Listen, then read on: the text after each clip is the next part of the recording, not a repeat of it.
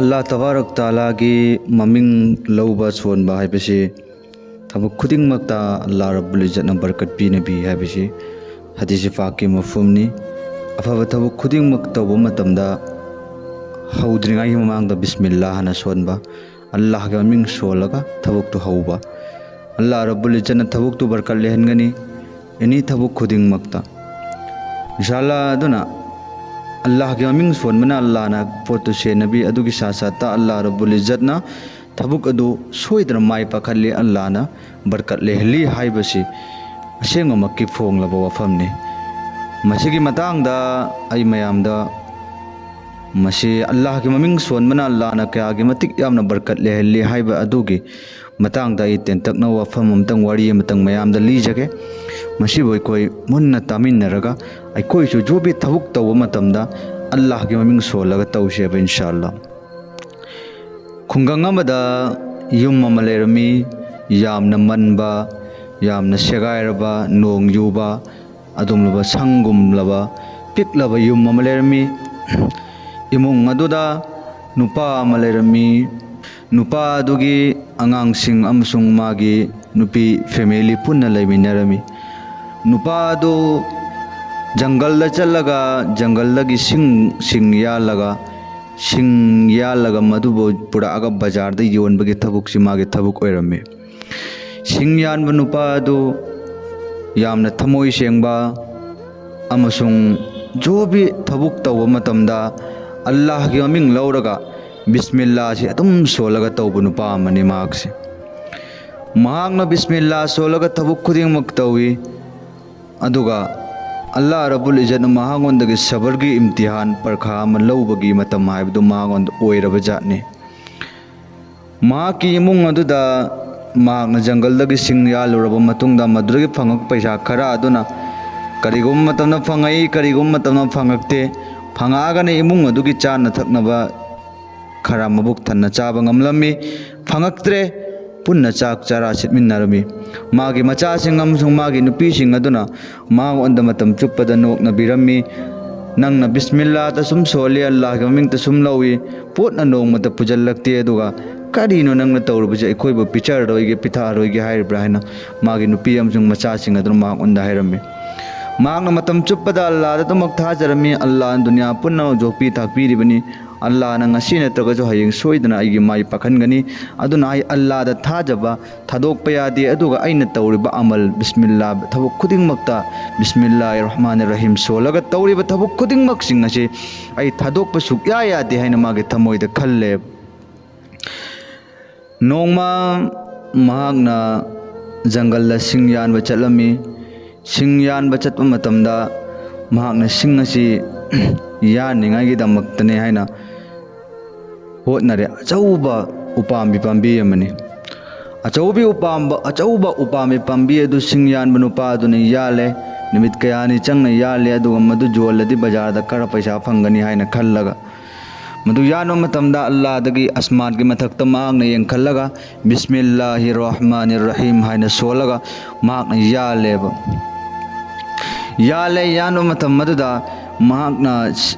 यालेबा उवदो अचौबा अवांग उम ओइबनेना इखंग हंगौद्र तुपमदाई मतमसिदा हाइथरअगा तुरक्कदब मवंग मतौ ओइरक्ले मतम मदुरा जंगलदो लैबा मियोय अतैसिंगनसु महागोंद नोकनरे नंगना बिस्मिल्लाह ता अदुम सोली फजनदी यानदे करिगुम्बसि तुरक्कदब माली हाइना मयाम सिंगदुर महागोंद साउबीरे अदुगा माना करि चुमना चुंगबिदे अल्लाहदा उम्मीद अल्लाहदा थाजरगा मान अल्लाह के ममिंग लौरगा अदुम याली तंजादुर इखंग खंगौदना उवदो बंग लाउना तुरक्क मतमदा खुनगी मियोय पुन्नमक हाइबदी मफम मदुर लैबा मियोय जंगल अदु लैबा मी खुदिंगमक सिंग अदु थाइदोअगा लोइना चेनरमी महाकसु मफम मदुर चोंगथोरागा नकललमदा अदुमक लेबमी अल्लाहदा थाजै आई अल्लाह के ममिंग सोलगा अल्लाहना ओयो हाइबदो कतो ओइगदबनी हाइना खल्लगा मफम मदुरगी माना चोंगथोरागा मफम मदुर अल्लाह के ममिंग सोलगा बिस्मिल्लाह सोलम अल्लाह के हुकुम उवदुना तारागा बंग लाउना मखारा ताबा मतमदा जंगल की उपान वपान सिंह मयाम मांगरमी अदुगी सासाता मदुगा तारक मतमदा मखोजी बंग लाउना थोक मखोलदो खुनगी मियोय पुनमकसु तारमेब मयाम सिंह अदुना अकीबम पोकनरगा चेनरमेब इम्मई मसिना तुरक्पदा अखोय तुरंबा तारंबा सोअंबा तारगदि अखोय करी ओइगनी हाइना ꯃꯇꯝ ꯑꯗꯨꯗ ꯇꯨꯒꯨꯝꯂꯕ ꯁꯤꯡꯌꯥꯟꯕ ꯅꯨꯄꯥ ꯑꯗꯨ ꯃꯍꯥꯛꯀꯤ ꯃꯃꯤꯡ ꯑꯜꯂꯥꯍꯒꯤ ꯃꯃꯤꯡ ꯁꯣꯜꯂꯒ ꯂꯦꯞꯄ ꯃꯇꯝꯗ ꯑꯜꯂꯥꯍ ꯇꯕꯥꯔꯛ ꯇꯥꯂꯥꯅ ꯃꯍꯥꯛꯄꯨ ꯀꯔꯤꯁꯨ ꯁꯣꯛꯍꯟꯗ꯭ꯔꯦ ꯑꯜꯂꯥꯍꯅ ꯃꯍꯥꯛꯄꯨ ꯁꯦꯟꯅꯕꯤꯔꯒ ꯎ ꯑꯗꯨꯅꯁꯨ ꯃꯍꯥꯛ ꯎꯅꯍꯟꯗ꯭ꯔꯦ ꯇꯨ ꯃꯤꯑꯣꯏꯁꯤꯡ ꯑꯗꯨꯅ ꯈꯟꯅꯔꯝꯃꯤ ꯑꯁꯦꯡꯕꯃꯛꯀꯤ ꯃꯍꯥꯛꯅ ꯁꯣꯜꯂꯤꯕ ꯑꯜꯂꯥꯍꯒꯤ ꯃꯃꯤꯡ ꯑꯁꯤ ꯑꯜꯂꯥꯍꯅ ꯁꯣꯏꯗꯅ ꯀꯟꯕꯤ ꯃꯍꯥꯛꯉꯣꯟꯗ ꯃꯁꯤ ꯌꯥꯝꯅ ꯕꯔꯀꯠ ꯂꯩꯕ ꯃꯃꯤꯡꯅꯤ ꯍꯥꯏꯅ ꯈꯟꯅꯔꯝꯃꯤ ꯇꯨ ꯃꯤꯑꯣꯏ ꯈꯔ ꯑꯃꯅ ꯐꯠꯇꯕ ꯃꯤꯑꯣꯏꯁꯨ ꯑꯗꯨꯃꯛ ꯌꯥꯎꯔꯤꯕꯅꯤ ꯃꯤꯑꯣꯏ ꯈꯔ ꯑꯃꯅ ꯍꯥꯏ ꯍꯦ ꯀꯔꯥꯏꯗꯩ ꯋꯥꯅꯣ ꯃꯥꯒꯤ ꯕꯤꯁꯃꯤꯜꯂꯥ ꯑꯁꯤꯅ ꯅꯠꯇꯦ ꯑꯜꯂꯥꯍꯤ ꯍꯨꯀꯨꯝ ꯍꯥꯏꯗꯤ ꯃꯐꯝ ꯑꯁꯤꯗ ꯃꯥ ꯁꯤꯒꯅꯨ ꯍꯥꯏꯅ ꯇꯝꯕꯒꯤ ꯁꯣꯛꯀꯅꯨ ꯍꯥꯏꯅ ꯇꯝꯕꯒꯤꯗꯃꯛꯇ ꯑꯗꯨꯝ ꯁꯣꯛꯇꯕꯩ ꯋꯥꯅꯤ ꯀꯔꯥꯏꯗꯩ ꯕꯤꯁꯃꯤꯜꯂꯥ ꯑꯁꯤ ꯅꯠꯇꯦ ꯍꯥꯏꯅ ꯃꯌꯥꯝꯁꯤꯡꯅꯁꯨ ꯈꯟꯅꯔꯝꯃꯦꯕ ꯑꯈꯦꯔ ꯀꯥꯟꯅ ꯃꯍꯥꯛ ꯃꯤ ꯃꯌꯥꯝꯅ ꯍꯥꯏꯅꯕꯗꯨ ꯀꯩꯁꯨ ꯅꯥꯆꯨꯡꯕꯤꯔꯝꯗꯦ ꯃꯍꯥꯛꯀꯤ ꯁꯤꯡ ꯑꯗꯨ ꯃꯍꯥꯛꯅ ꯖꯥꯜꯂꯦ ꯑꯗꯨꯒ ꯖꯥꯜꯂꯕꯒꯤ ꯃꯇꯨꯡꯗ ꯖꯪꯒꯜ ꯑꯗꯨꯗꯒꯤ ꯖꯥꯜꯂꯒ ꯃꯥꯅ ꯕꯖꯥꯔꯒꯤ ꯃꯥꯏꯀꯩꯗ ꯄꯨꯔꯛꯄ ꯃꯇꯝꯗꯗꯤ ꯕꯖꯥꯔꯗ ꯌꯣꯟꯕ ꯃꯇꯝꯗꯗꯤ ꯃꯇꯝ ꯑꯗꯨꯗ ꯁꯤꯡ ꯑꯗꯨꯒꯤ ꯌꯣꯟꯕ ꯃꯇꯝꯗ ꯚꯦꯂꯨꯁꯤ ꯌꯥꯝꯅ ꯅꯦꯝꯕ ꯃꯥꯒꯤ ꯁꯤꯡ ꯑꯗꯨ ꯂꯧꯕꯤꯅꯕ ꯃꯤꯁꯨ ꯂꯩꯇꯕ ꯃꯤ ꯂꯩꯔꯦꯅ ꯈꯜꯂꯣ ꯃꯌꯥꯝ ꯌꯣꯟꯗꯅ ꯃꯃꯜ ꯑꯗꯨ ꯇꯪꯈꯥꯏ ꯑꯃꯨꯛꯀꯤ ꯆꯥꯡꯗ ꯄꯤꯔꯒ ꯍꯣꯡꯅ ꯂꯧꯒꯦ ꯁꯤꯅꯤ ꯃꯌꯥꯝꯁꯤꯅ ꯍꯥꯏꯁꯤ ꯑꯗꯣ ꯕꯤꯆꯥꯔ ꯃꯖꯕꯨꯔꯤꯗ ꯃꯍꯥꯛ ꯌꯥꯝꯅ ꯍꯣꯡꯅ ꯌꯣꯟꯈꯤꯔꯝꯃꯤ ꯂꯦꯀꯤꯟ ꯄꯩꯁꯥ ꯑꯗꯨꯅ ꯏꯃꯨꯡꯗ ꯄꯨꯔꯛꯄ ꯃꯇꯝꯗ ꯅꯨꯃꯤꯠ ꯑꯗꯨ ꯃꯕꯨꯛ ꯊꯟꯅ ꯄꯤꯖꯔꯦ ꯑꯗꯨꯒ ꯃꯊꯪ ꯑꯃꯨꯛ ꯆꯠꯂꯦ ꯁꯤꯡ ꯑꯃ ꯌꯥꯟꯕ ꯃꯇꯝꯗ ꯃꯥꯒꯤ ꯁꯤꯡꯖꯪ ꯑꯗꯨꯅ ꯌꯥꯟꯕ ꯃꯇꯝꯗ ꯃꯇꯝ ꯀꯨꯏꯅ ꯀꯨꯏꯅ ꯆꯪꯕ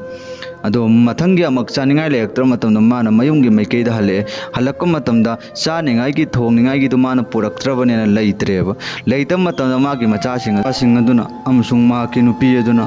ꯃꯍꯥꯛꯉꯣꯟꯗ ꯍꯥꯏꯕꯤꯔꯦ ꯅꯪꯅ ꯕꯤꯁꯃꯤꯜꯂꯥꯍꯇ ꯑꯗꯨꯝ ꯁꯣꯜꯂꯤ ꯑꯩꯈꯣꯏꯒꯤ ꯆꯥꯅꯤꯡꯉꯥꯏꯒꯤꯗꯤ ꯃꯔꯝ ꯆꯥꯅ ꯄꯤꯕ ꯉꯝꯗꯦ ꯅꯪꯒꯤ ꯕꯤꯁꯃꯤꯜꯂꯥ ꯑꯗꯨꯅ ꯀꯗꯥꯏꯗꯒꯤ ꯁꯨꯝꯇ ꯂꯥꯛꯎꯗ꯭ꯔꯕꯅꯣ ꯊꯕꯛ ꯇꯧꯗ꯭ꯔꯒ ꯍꯥꯏꯅ ꯃꯥꯒꯤ ꯅꯨꯄꯤ ꯑꯃꯗꯤ ꯃꯥꯒꯤ ꯃꯆꯥꯁꯤꯡ ꯑꯗꯨꯅ ꯃꯍꯥꯛꯉꯣꯟꯗ ꯍꯥꯏꯕꯤ ꯃꯍꯥꯛꯀꯤ ꯋꯥꯈꯜ ꯌꯥꯝꯅ ꯅꯨꯡꯉꯥꯏꯔꯝꯗꯦ ꯑꯗꯨꯕꯨ ꯃꯍꯥꯛꯀꯤ ꯅꯨꯄꯤ ꯑꯗꯨꯅ ꯃꯍꯥꯛꯅ ꯍꯥꯏꯔꯝꯃꯤ ꯀꯔꯤ ꯍꯥꯏꯅ ꯅꯨꯄꯤ ꯁꯕꯔ ꯇꯧꯋꯣ ꯑꯜꯂꯥꯍꯗ ꯊꯥꯖꯧꯋꯣ ꯑꯜꯂꯥꯍꯗꯤ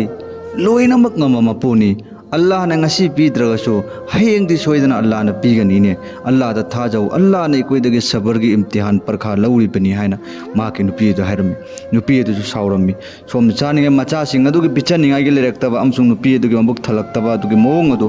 ꯎꯕ ꯃꯇꯝꯗ ꯃꯍꯥꯛꯀꯤ ꯃꯃꯤꯠꯇꯒꯤ ꯃꯄꯤ ꯇꯥꯔꯒ ꯑꯍꯤꯡꯒꯤ ꯑꯊꯦꯡꯕꯗ ꯃꯥꯅ ꯍꯧꯒꯠꯂꯒ ꯑꯜꯂꯥꯍꯗ ꯀꯞꯄꯒ ꯗꯨઆ ꯇꯧꯔꯒ ꯑꯜꯂꯥꯍꯗ ꯅꯤꯔꯝꯃꯤ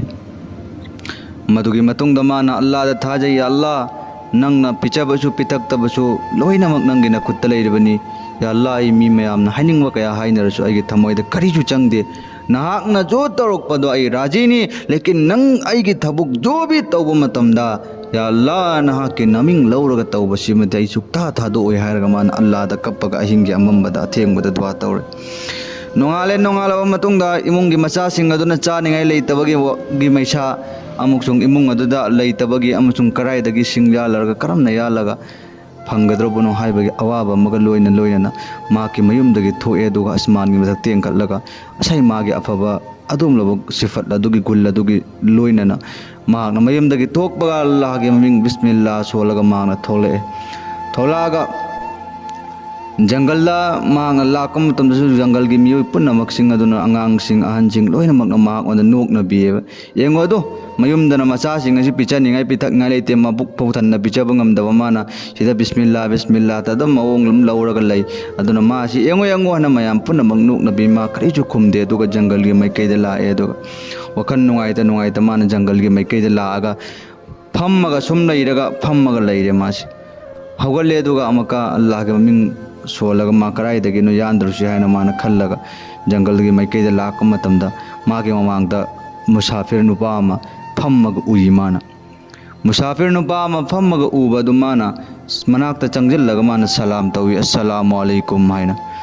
तो सलाम तौबा लोइरब मतुंगदा साइ मुसाफिर नुपा अदुना सिंगयान नुपा अदुना सलाम तौब मतमना मुसाफिर नुपा अदुना खुमले वा अलैकुम सलाम हाइना भाई नंगा थेंगनबा सिंगयान नुपा नंगा आइगा थेंगनबा यामना फरे आई नंगा उनगे नंगा थेंगनगे हाइना आई ngairambani nang lakpa na haire matam madura सिंगयान नुपा दो ngakre aiga thengnagadroba aiga unagadroba ngasi babuda kanamta na su aiga thengnagani unagani haina ngairakpa hairakkibasu leitaba lekin nangde amakta su udre nangde karai dagi no aiga thengnagadrome ngaidrome aiga unagadrobani na ngairibase nang ai si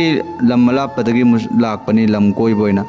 aduga ai Vasu वारे ने पोथारमनी अइना गरी तोंगा lump खुनजिगी माइकैदा लाक्क मतमदा मियोइबसिंगना वारी याम तोइना साने खुंदा अदुमलबा सिंगयान मनुपा अमा लै मागे मंगोंदा फजब गुल अमदि यावी जोबि थबुक तव मतमदा मा अल्लाह के ममिंग सोलगा तवी अदो खुनगे मियोइनासु अदम खुनगे मियोइ कयानासु मांगोंदा अदम नोकने अदुम मंगोंदा कयु चंगबिदे मयुमदा चानिंगाइ लेत्रबा वारक्क मतमदा जोबि थबुक तव मतमदा अल्लाह के ममिंग सोलगा अदुम मा तवी सिनि हाइना मयाम सिंग सिना नंगे मतिक मगुन थागतनबा आई नंगे नमिंग करी कौबनो खोंगदे अदुबो नंग गी सिंगयान बनुपा हाइना मयामना कौरगा नाकी फजबा गुल वही वरी अदु लीबदा आइना खल्ले मा आई अमक्तंगदि मा कागे उनगे अदु मागे आइना मतेंग पांगे हाइना खल्लगा आई लाकपने अदुना नंगा थेंगनबा यामना फरेना हाय मतम मदरा सिंगयान बनुपा अदु अंगकपमा अफसोस Charmi sai musafir nupa aduna magi khaw adudagi singjang ama lauthore लग लग लाउबा सिल्वर की मचू मानबा नुमित की मंगाना जइयो मतमदा लग लग लाउबा सिंजंग अमा महाक लौथोरे एसै मुसाफिर अदुन लौथोरागा सिंगयान नुपा दो पीरे करे से नंगोंदा इना मसी पीरबनी आइना नंगी दमक्ता मतेंग पांगबनी मसी अमानत नि नहागोंदा इना थममबनी मसी नंग चेक्सन न सीजन नो आइना पीरिबा से मसीना नंगी जरिया ओइबगी वानी लेकिन नंग बिस्मिल्लाह सोन थादोकनो अल्लाह दा थादब थादोकनो मसी नंगोन पीरमबनी हारगा नौजवार दो पी मतमदा मसै मागे मनाक्ता लेब सिंजंग अदुदि थौदबा हाइदि मया यामना थौदबा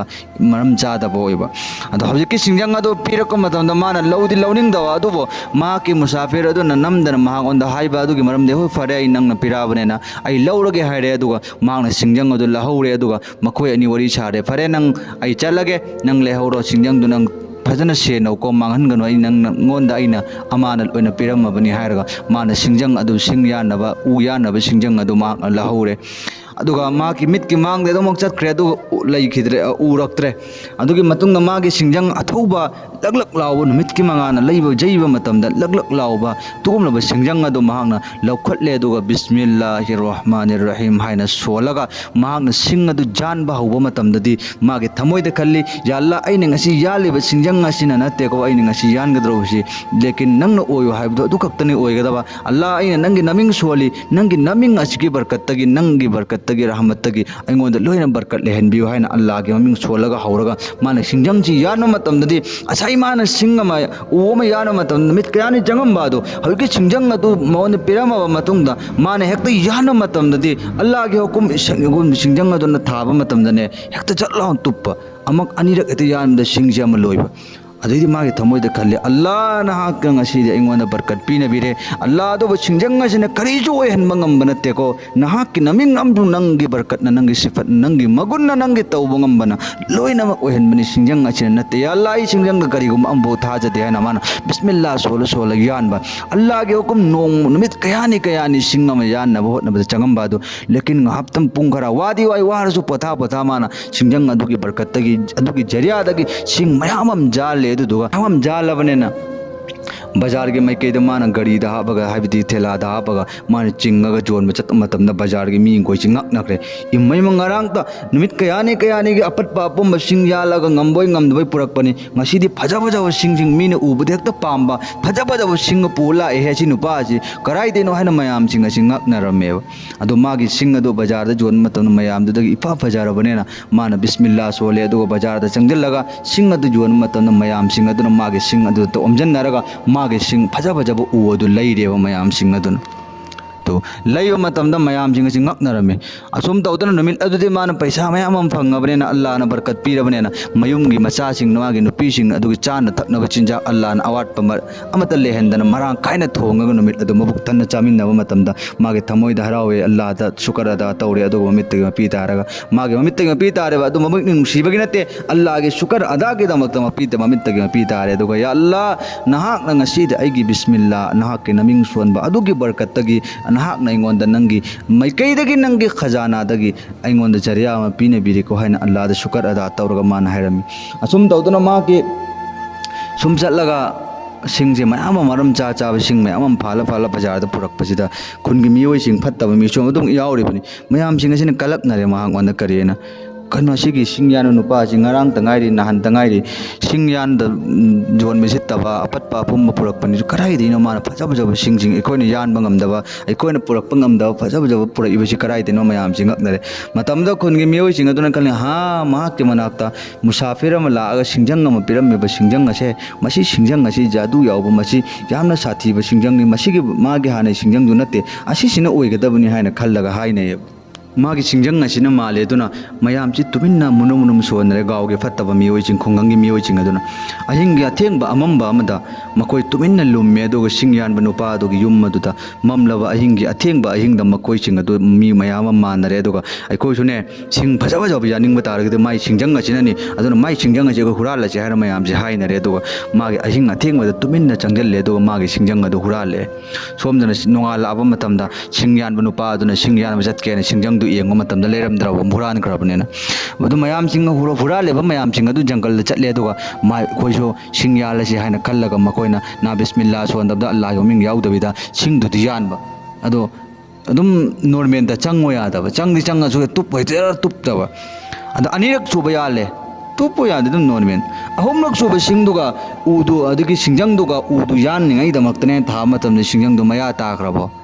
तो मन खल ओ सिदी सिंजंग नते असेंगमक्की माना बिस्मिल्लाह अल्लाह के ममिंग सोलगा तौरिबा दो मधुगी बरकत्तगी नि मा ओंदा अल्लाह ना माइ पखल्ली बसे अदुना सिंजंग गी नते अदुना इकोइ चलजे केम कानरो सि हुरालो सो अकोइ मखोइ दर मंगोंदा लाले हाइरो सिंजंग गी हल्ला पितो कैदौनी जान बजंग दब सिंजंग जे कोइ पाइरगा ना मखोइना खल्ले दुगा असाइगी सिंग्यान मनुपा दुगे मनाक्ता लाए दुगा मा ओंदा हाइरे अकोइ लान क्रे नंगी सिंजंग जे कोइना